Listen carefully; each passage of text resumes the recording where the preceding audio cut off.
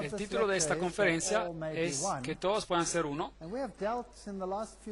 Y ya hemos tratado en las últimas conferencias de los aspectos políticos y esta noche queremos empezar a hablar sobre los aspectos religiosos.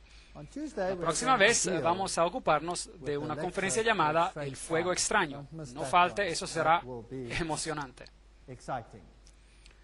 Las reuniones del Concilio Vaticano II. Aquí el Papa está siendo cargado al lugar de la reunión y en aquella reunión fue decidido que las iglesias protestantes podían permanecer en sus propias confesiones y obtener la salvación, pero con la condición que acepten y reconozcan la supremacía del obispo de Roma. Ahora, después del Vaticano II, fue Karl Rahner, el jesuita. Es extraño cómo los encontramos a menudo. Yo sé que estoy repitiendo esto con frecuencia, pero es un hecho. Él fue a quien comisionaron para llevar este mensaje al mundo. Es decir, que cada uno podría permanecer en su confesión con tal que reconozcan la supremacía del obispo de Roma.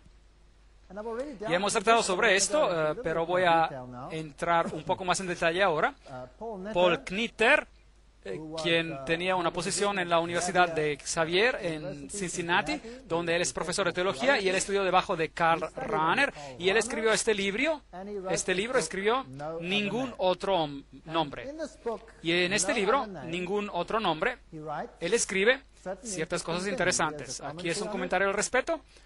Es interesante ver que tienen en el libro este símbolo del pequeño hombre humanista que representa el humanismo. Él escribe, el autor, hace frente al enigma de lo que el comprometido creyente cristiano hace teológicamente frente a la evidencia cada vez mayor encontrada por especialistas y por experiencias personales de que hay otras maneras religiosas, aparte de la manera cristiana, de conducir una vida humana, plena y auténtica. ¿Usted está comenzando a ver algo? ¿Puede una persona ser salva? Definición.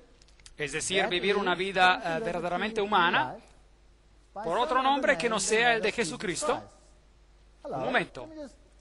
Déjeme repetir eso. Ser salvo significa vivir una vida verdaderamente humana. ¿Es esa una teología correcta?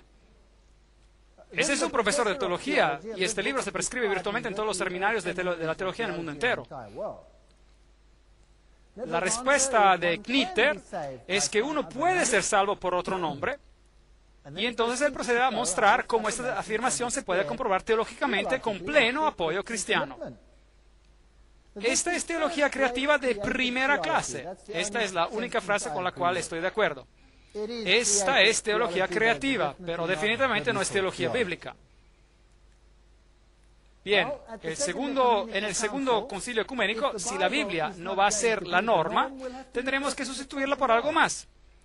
Y esto fue decidido en el documento, en la página 515, de los documentos ecuménicos que fueron escritos con el Concilio del Vaticano II. La unidad de todos los cristianos se puede finalmente restaurar y salir adelante porque todas las gentes son llamadas para ser un pueblo unido nuevo, confesando a un Jesús Salvador y Señor, profesando una fe y celebrando un ministerio de la Eucaristía. Hay varios problemas aquí con este texto, en particular con respecto al ministerio de la Eucaristía.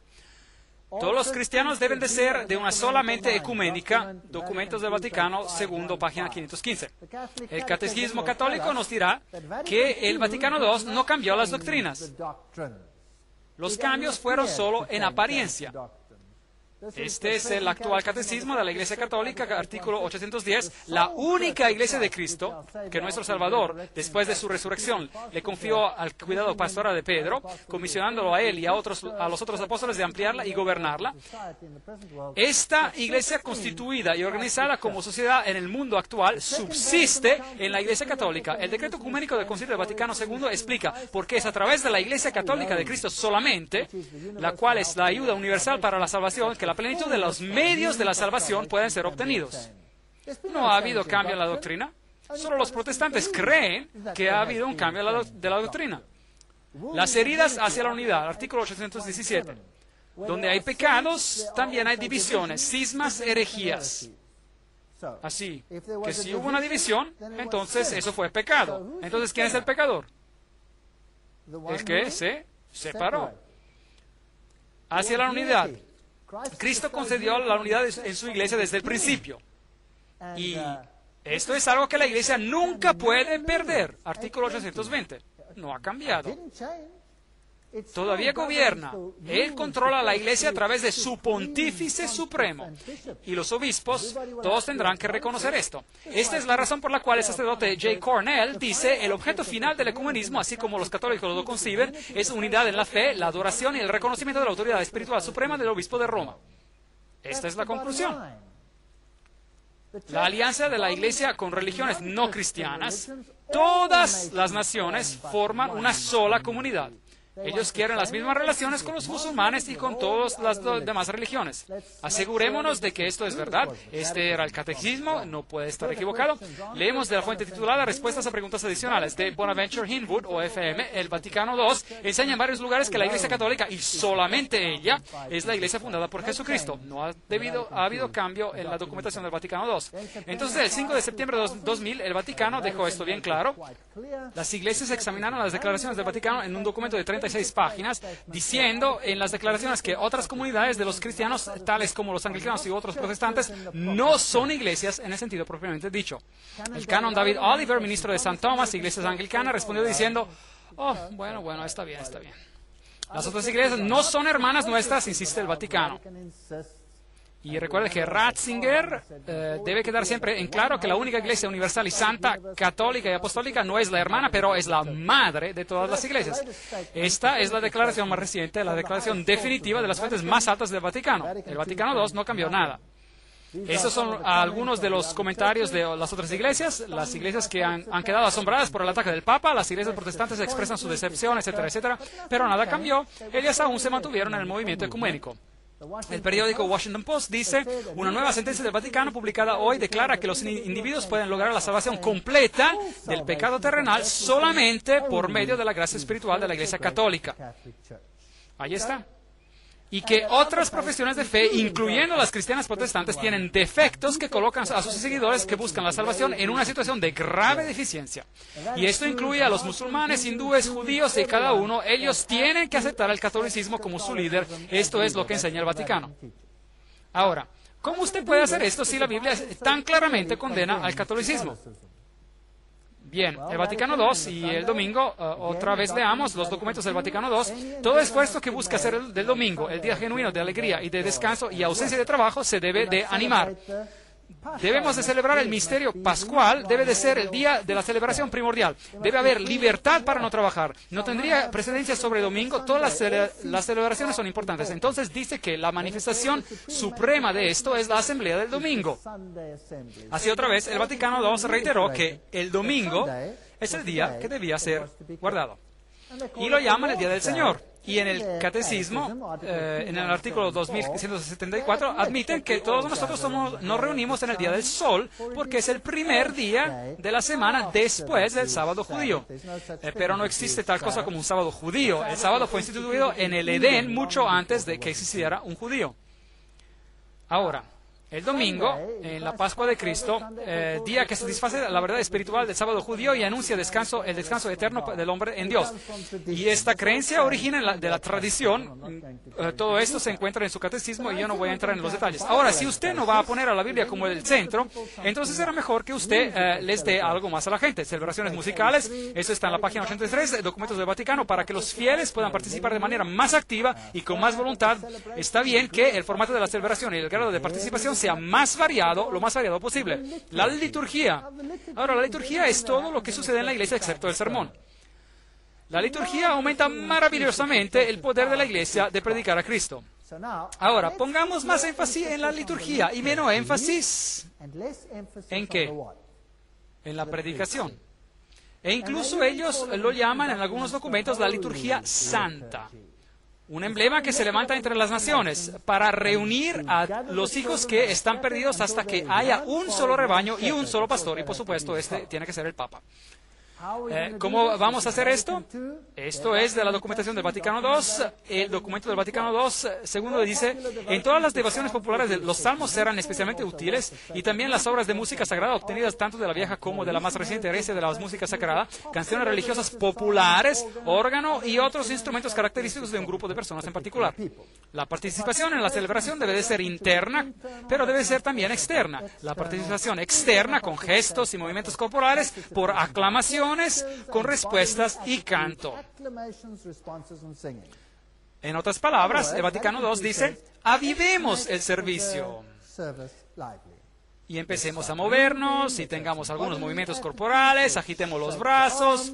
Usted sabe, bueno, entonces después no será tan importante si usted tiene su Biblia. Y en verdad es difícil sujetar a su Biblia si sus brazos se están agitando por todas partes como giran las ruedas de una carroza. ¿Cómo deben de ser las canciones? Veamos otra vez en el Catecismo, artículo 1157, la canción y la música cumplen su función como señales en una manera aún más importante. Está bien, no hay nada malo con el canto debe de ser hermoso y para la gloria de Dios. Pero ellos dicen que la música debe ser emocional. Otra cita del Catecismo del Vaticano dice: como lloré, movida profundamente por sus himnos, las canciones y las voces que resonaban a través de su iglesia, ¡qué emoción experimenté! Esos sonidos fluyeron de mis oídos y, distilando la verdad en mi corazón, un sentimiento de devoción surgió dentro de mí y lágrimas corrieron por mi rostro, lágrimas que me sentaron bien. Así que más lágrimas posibles y más emociones es lo mejor. Desconecte su mente y conecta algo diferente. Y así que el papado empezó a usar grupos de música rock, y el papa empezó a cantar la música de ABBA, y todo este tipo de cosas empezaron a entrar en las iglesias, que antes eran desconocidas. Esta es una pequeña banda de rock personal del Papa que va a veces con él cuando él viaja. En estos días han avanzado hacia los grupos con rock más metal, y todos los de este tipo. Y por el 1967, el cuerpo docente y los estudiantes de la Universidad Católica de Duquesne empezaron a ser carismáticos. Para el 1968, el Consejo Mundial de Iglesias tenía a católicos como observadores. Para el 1975, ellos eran observadores en Nairobi. En 1975, en una reunión masiva, tuvo lugar en Roma, y el Papa Pablo VI empezó a hablar en lenguas.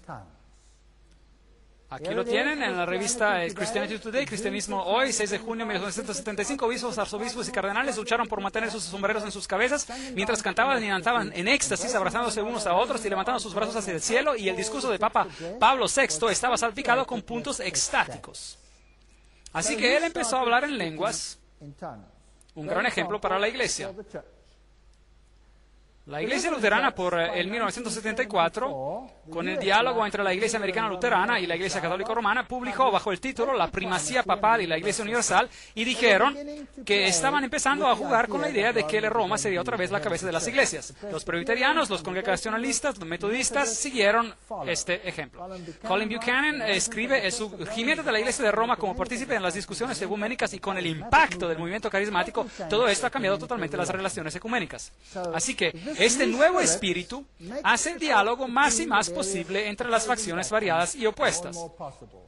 Por el 1975 había un catecismo común, donde las directivas morales y el decálogo eran cuestionados, donde alegan que muchos pasajes en el Nuevo Testamento no son de Jesús, pero se le atribuyeron a él, que son cosas que el Jesús histórico nunca dijo. La resurrección física es un problema lleno de dificultades, etcétera, etcétera. Empezaron a cuestionar la Biblia.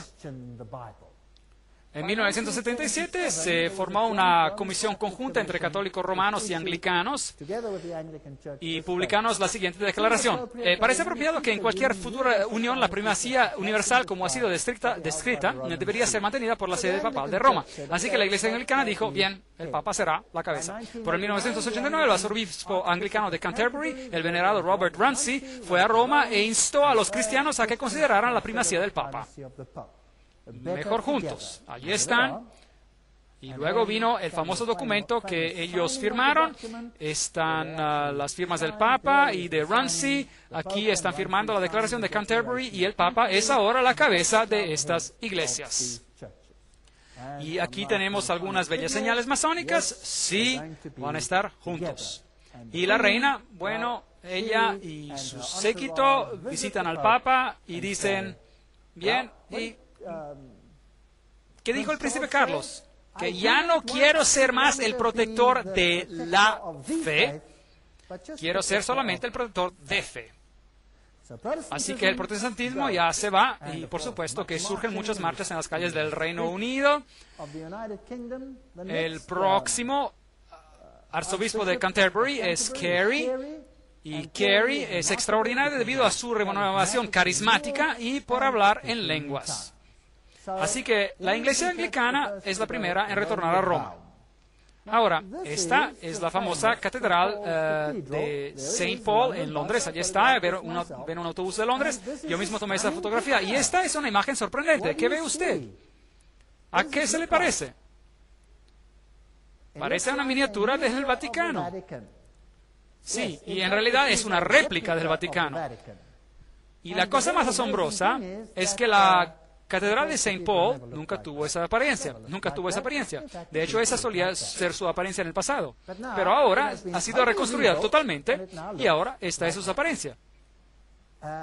¿No se ve esto notablemente como la imagen, una imagen de la bestia? ¿Una imagen de la bestia? Bien, entremos al interior de la catedral. Uno tiene que ser muy cauteloso con su cámara cuando está ahí. Y está en su apariencia actualmente. Ese es su altar principal. Increíble. El altar principal es una copia exacta del dosel de Bernini en Roma. Eso quiere decir que la iglesia protestante aquí ha copiado a Roma. Muy interesante. Observen los cuadrados negros y blancos. Tienen cúpidos y con otros seres angelicales masculinos, femeninos, etcétera. Y si usted mira al techo, usted toma una fotografía de la cúpula, usted encontrará bellísimos símbolos masónicos. Esta es masonería. Esta ya no es la iglesia anglicana. Así que la iglesia anglicana ha capitulado y ha pasado a formar parte de la masonería. Y por lo tanto, podríamos decir, se ha convertido en luciferiana. Triste, pero verdad. Bien, en el frente del altar principal, ahí usted tiene los típicos símbolos solares. Mirando desde lo alto está como la enseñada de una bruja. Ha sido reestructurada. Esto es ocultismo. De hecho, tiene el pentagrama negro y blanco en el piso. Y en el piso tiene el símbolo de la serpiente con la cola en la boca, representando el sol y la luna. Y a propósito, esos son mis zapatos. Están bonitos y limpios. Y las deidades solares en el piso. Así que esto no es nada más que el catolicismo. Aquí están los símbolos de la nueva era, los pavos reales, símbolos de Lucifer, los triángulos en el círculo, los hexagramas y, por supuesto, los cadáveres bajo el altar y el IHS con sus hostias en el sagrario y la forma del sol que brilla con sus utensilios de servicio al público, también el pelicano místico o el ave que alimenta sus pichones con su carne. Esos son símbolos ocultistas. No es de sorprender que el Papa Juan Pablo II pudiera escribir en el libro Cruzando el umbral de esperanza para el año 2000, tenemos que estar más unidos. Para que la unidad se logre, todas las iglesias deben de aceptar la autoridad del papal.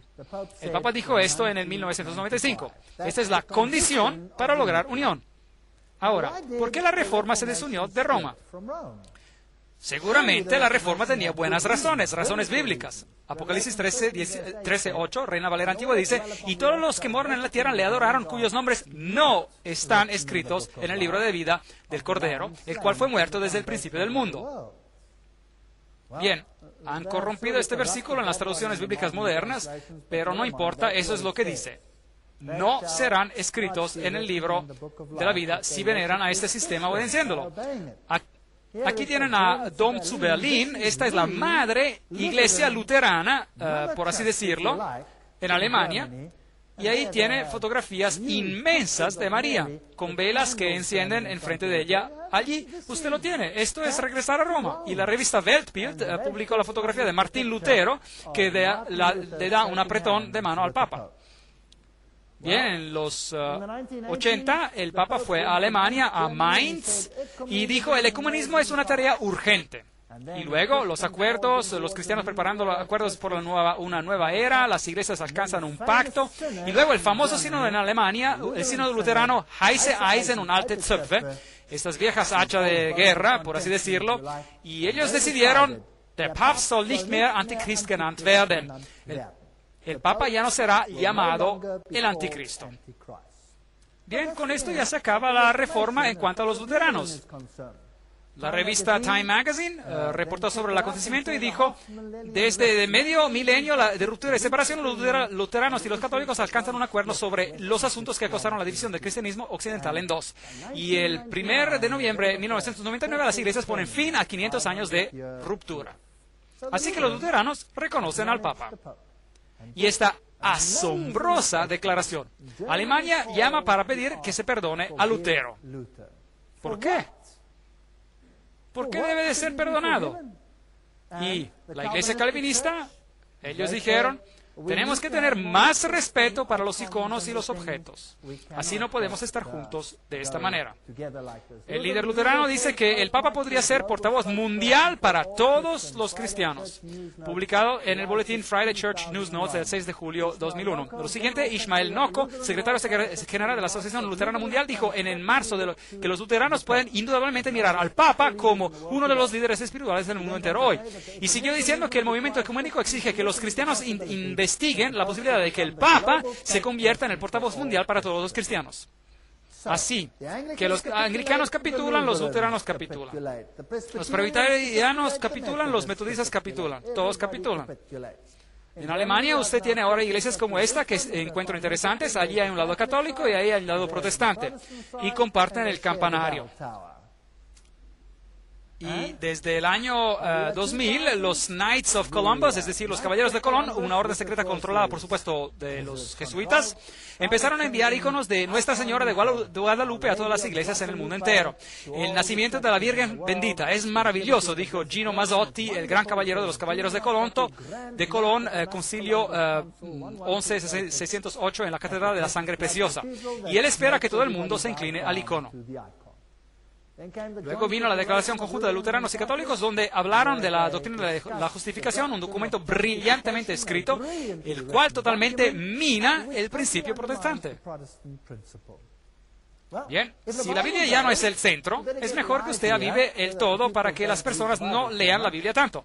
Theologen wollen lebendiger werden. Los teólogos quieren ponerse más avivados, más entusiastas. Ahora vamos a la iglesia para tener un poco, usted sabe, de liturgia, con un poco de movimiento. No sé, usted sabe, si usted mueve mucho sus brazos, tal vez puede apagar el aire acondicionado. No le entiendo el propósito, pero bueno, las iglesias se están uniendo. Pero en los años recientes, muchos líderes de las iglesias nacionales se han movido de una actitud de cauteloso silencio sobre el asunto hacia la opinión que el movimiento carismático es la mejor esperanza para una renovación de la iglesia en las décadas de cierre de este siglo. El profesor Hallenberger dijo exactamente la misma cosa y dijo, los católicos y los protestantes se han unido debido al movimiento carismático, el cual ha obrado milagros. La ola carismática de unión entre las iglesias de Sudáfrica y luego la iglesia reformadora holandesa dice que la época es más que madura para mirar lo que tenemos en común y no solamente en que nos separa. Y todas estas destacadas personas dicen exactamente la misma cosa, los que son moderadores de todas esas grandes iglesias. En los años 1990, en el Consejo Mundial de las Iglesias ya no era lo mismo como lo solía ser originalmente. El Consejo Mundial de las Iglesias estaba en existencia para hablar de la unión protestante. Pero por supuesto tenía un programa, una agenda oculta de ser conducido hacia Roma. ¿Por qué Roma no es un miembro del movimiento ecuménico? ¿Por qué no? Porque nunca se separó. Es la madre. Son las hijas que deben juntarse para regresar a mamá. Y esto es lo que tiene que ocurrir. Si Roma se hiciera un miembro del movimiento ecuménico, eso diría que ella es una de las hermanas. Pero ella no lo es la madre. Así que no puede ser miembro. Y en el Consejo Mundial de las Iglesias dijeron aquí, ven Espíritu Santo, renueva la entera creación. Este fue el tema general. Ahora, la dama que estaba a cargo del discurso principal al inicio era la señora Chung Kyung, y aquí la vemos quemando una lista de muertos a los cuales invocó. Bien, ella dio el discurso y ella es ahora catedrática en la Universidad UTS, y ella subió a la plataforma bailando con hombres aborígenes en taparrabas, etc. Y entonces luego invocó a los muertos. Invocó a Hagar, Uría, a los bebés varones matados por Herodes, a Juana de Arco, a la gente que mataron en las cámaras de gas, a Mahatma Gandhi, a Steve Biko, a Martin Luther King, y finalmente también invocó al Espíritu de nuestro libertador Jesucristo. Muy bien.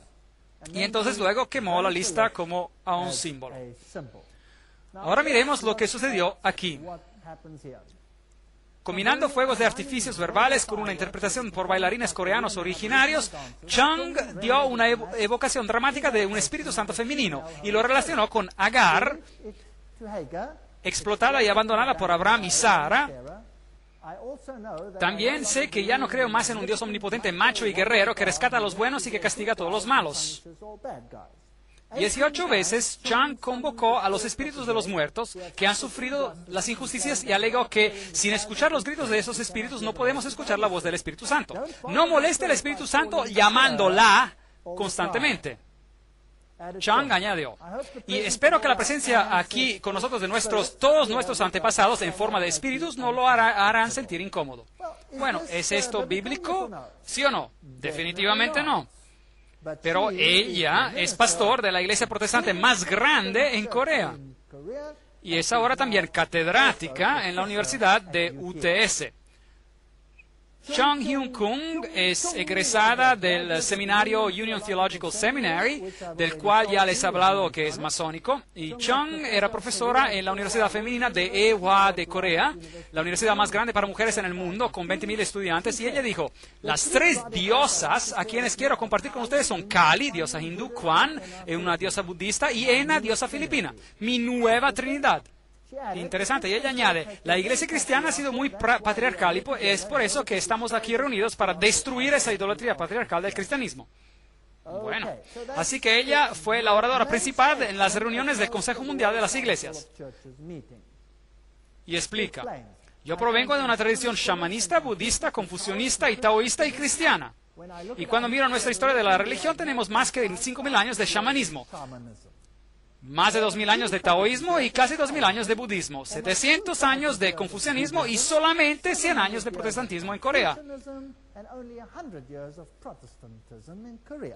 Por lo tanto, cuando voy a los templos yo miro a Buda y me siento tan joven. Buda se murió en sus 80 y Jesús se murió cuando tenía 33 años. A lo mejor Jesús tendría que ser considerado demasiado joven para comprender. Increíble. Siento que mis entrañas son shamanistas, mi corazón es budista, mi cerebro del lado derecho es confucianista y mi cerebro izquierdo es cristiano. Kyung continuó, yo la llamo una familia de dioses y ellos están juntos. Así que pueden ver hacia dónde se dirige el Consejo Mundial de las Iglesias. Kyung también dijo, creemos que esta energía dadora de vida provino de Dios y está en todas partes. Está en el sol, en el océano. Aquí vamos otra vez. Me dan náuseas. ¿Qué es esto? Panteísmo. Está en el suelo y en los árboles. Si usted se siente muy cansado, usted pues se siente que usted no tiene energía para dar. ¿Qué hace? Siéntese en silencio. Tal vez usted puede ir a un gran árbol y pedirle, dame un poco de tu energía o de vida. O usted le pide al sol que le dé un poco de energía de vida. Y bien, ¿eso es cristianismo, sí o no? No, absolutamente no es cristianismo. Qian fue también una oradora en el Consejo Mundial de las Iglesias en Harare, Zimbabue, en el noviembre de 1998, donde llevó a cabo un baile sensual. La doctora Kyung declaró que dar testimonio sobre Jesucristo a otra persona es en realidad un acto de violencia. Ahora lleguemos al corazón del asunto. Dar testimonio sobre Jesucristo es un acto de violencia. ¿Por qué? Porque, ¿qué es lo que está haciendo usted? Porque usted está yendo en contra de los derechos humanos de la otra persona, que podría ser un budista o hindú o uno de esos. Él tiene el derecho de ser lo que es, y si usted le dice otra cosa, que él necesita creer en Jesucristo, entonces usted está cometiendo un acto de violencia. Así que, en otras palabras, lo que estoy haciendo es un acto de violencia. Muy bien, gracias. Cuando la recordaron a la doctora que Jesús dijo que en Juan 14:6 que Él es el único camino, Kyung dijo, Jesús estaba equivocado. Bien, eso es porque el Consejo Mundial de las Iglesias usa demonios y toda clase de cosas interesantes. Y tenemos a oikumene. Ahora, ¿qué quiere decir oikumene? Aquí tenemos un ejemplo de oikumene. Bien, preguntémosle a la página web del Consejo Mundial de las Iglesias qué es lo que en realidad quiere decir oikumene. La palabra ecuménico es derivada del griego oikumene, que puede ser traducido como todo el mundo habitado. Es viendo a este mundo como de Dios que nos podemos ver a nosotros mismos como uno. Es en ver a todas las personas de este mundo como hechas a la imagen de Dios que somos llamados a proteger el bienestar de cada uno. Interesante. Recuerden que les he mostrado que Gary K. dijo que la religión babilónica antigua, a través del cabalismo, etcétera, después a través de la masonería, controla el marxismo, las sociedades políticas secretas estadounidenses, el sector bancario internacional y el Consejo Mundial de las Iglesias. ¿Usted piensa que él habrá tenido razón, viendo lo que ellos enseñan? Jesús estaba equivocado, era demasiado joven para comprender, tenemos adoración a la naturaleza y todas estas cosas. Eso definitivamente no es bíblico. ¿Qué dijo Alice A. Bailey, la fundadora de la Fundación de Lucifer en 1919? Ella predijo la aparición de una iglesia universal y el perfil definitivo de esa iglesia aparecería acerca del final del siglo. No habrá disociación entre la Iglesia Universal, la logia sagrada de todos los verdaderos masones. ¿Pueden ver? ¿Ven cómo lo están unificando? Y los grupos interiores de las sociedades esotéricas tampoco. De este modo, los objetivos y la obra de las Naciones Unidas serán solidificados y una nueva Iglesia de Dios, liderada por todas las religiones y por todos los grupos espirituales, pondrá fin a la gran herejía del separatismo. Bien, esto requiere una conferencia completa. Esas son cosas muy fuertes. Por eso se dará una conferencia sobre este tema más adelante llamada la ONU y el programa La Agenda Ocultista. Encuentran el asuncio en sus boletines, eso es muy fuerte. Habrá sobre las iglesias, las logias sagradas, de hecho, y las sociedades esotéricas al final del siglo trabajarán juntas para lograr esta nueva religión mundial. Ahora, como un cristiano que cree que Jesús es el único camino, ¿puedo unirme a este grupo, sí o no? No. Ustedes son muy categóricos en sus respuestas, es muy extraño. Norman Vincent Peale. Bueno, ¿quién es Norman Vincent Peale? Probablemente uno de los predicadores más grandes de nuestro tiempo. Es un masón de grado 33. La masonería siempre le ha abierto las puertas a hombres de todas las profesiones de fe y creencias religiosas a entrar en su círculo. El único requisito es que un hombre crea en el arquitecto supremo y en la inmortalidad del alma. Nada de lo cual es, por supuesto, bíblico. Los masones, a decir verdad, van más allá del sectarianismo angosto y del dogma restrictivo. Están de acuerdo con la declaración del estadista famoso y autor Edmund Burke. La sustancia de toda religión verdadera consiste en estar seguro de la obediencia a la voluntad del soberano del mundo, en una confianza en sus declaraciones y en la imitación de su perfección. Esto es lo que dijo Norman Vincent Peale, quien era un masón del grado 33. Como lo son también el obispo Carl J. Sanders, 33 grados, de la Iglesia Metodista Unida, el rabino Seymour Atlas, el doctor James Westbury, director ejecutivo y editor del periódico El Domingo Iglesia Bautista en Georgia, es un masón de 32 grados, el reverendo Louis Grant, encargado del distrito de la Iglesia Unida Metodista, que es un masón de 33 grados, el reverendo, etcétera, etcétera, etcétera, y la lista es interminable.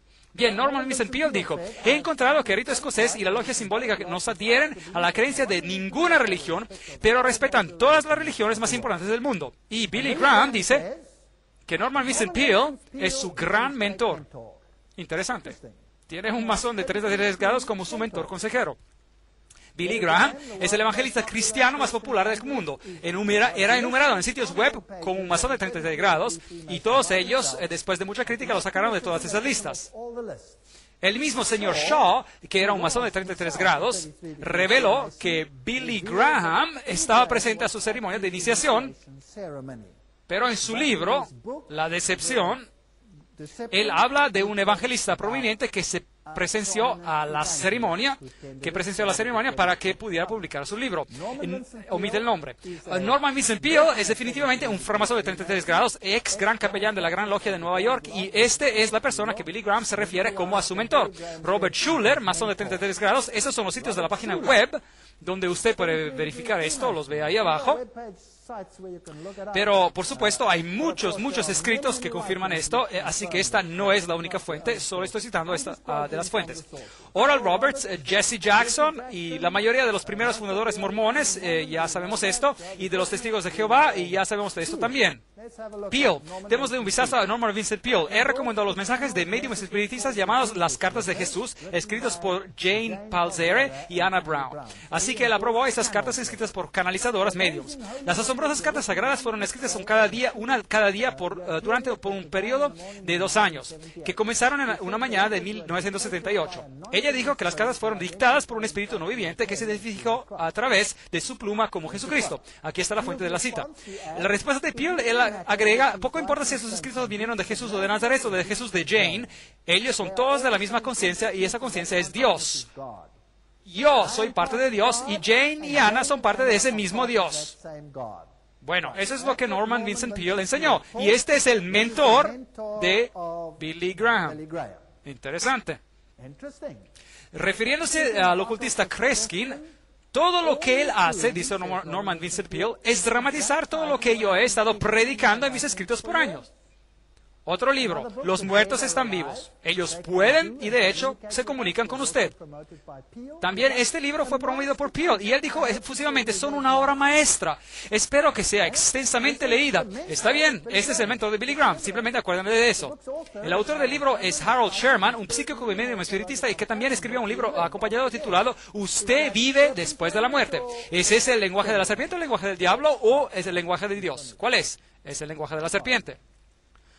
El Papa Juan Pablo II visitó la sinagoga judía en 1986 y en el 87 en la visita de los Estados Unidos y tiene encuentros con protestantes y ortodoxos y en el 88-89 Rusia abre las puertas al movimiento carismático y por lo tanto todos se están unificando en una familia grande y feliz. En los escritos del periódico católico The Southern Cross, La Cruz del Sur, él escribió, el rabino principal de Israel le hace la visita al Papa. En esa foto, el patriarca de la Iglesia Ortodoxa y el Papa también se encuentran con bastantes señales masónicas que se ven. Israel invita al Papa a visitar la Tierra Santa y el Papa honra a la viuda de Schindler. Ese es el rabino Robert Jacobs. Escuchamos aquí lo que él tiene que decir sobre este asunto. Y en el 1965 el Concilio del Vaticano II cambió eso. Jacobs dice que el Concilio del Vaticano II marcó una vuelta histórica para las relaciones entre judíos y católicos.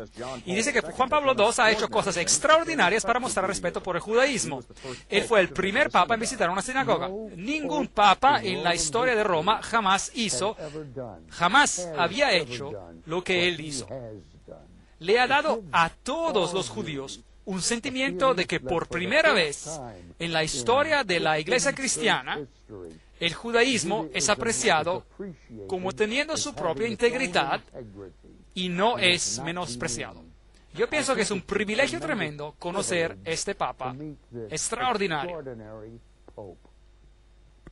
Y luego cuando el Papa visitó a St. Louis, esto es lo que el rabino Jacobs dijo. Nos regocijamos y florecemos.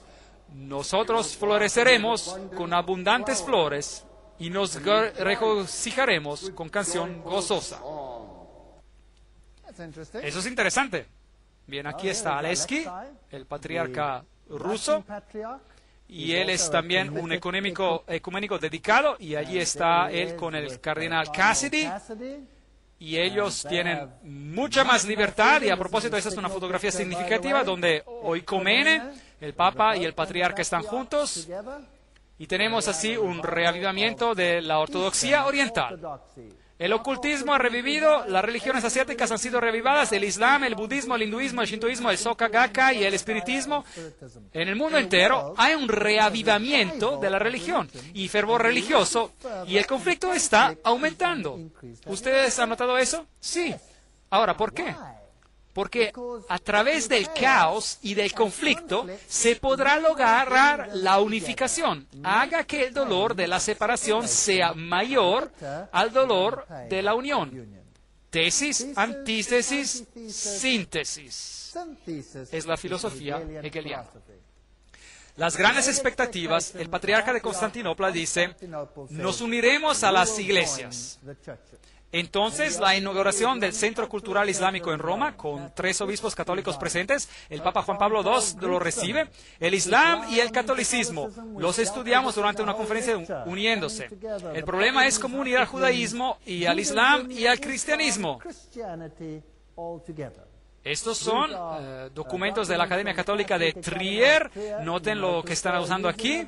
¿Cuál es el simbolismo que están usando con todas estas figuras extrañas sobre sus documentos?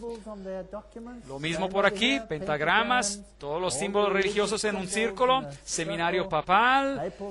¿Qué es esta estructura aquí? Con el Tao místico a su alrededor. ¿Qué es lo que representan? El emblema del centenario de la Iglesia Católica de Camerún. Bien, estos son los Kalyans y mandalas que son usados. Estos son símbolos de las religiones orientales que simbolizan la unión de todas las iglesias. La unión de todas las iglesias. El Papa y el Dalai Lama juntos, y es interesante que tenemos que estudiar lo que el mundo protestante tiene que decir sobre este asunto también. Y lo haremos en la próxima sesión.